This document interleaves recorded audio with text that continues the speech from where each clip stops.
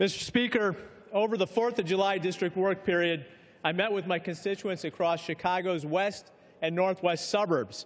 Despite the range of our groups and communities I spoke with, there was one theme that was on everybody's mind: the urgent need for Congress to take action that puts hardworking families first.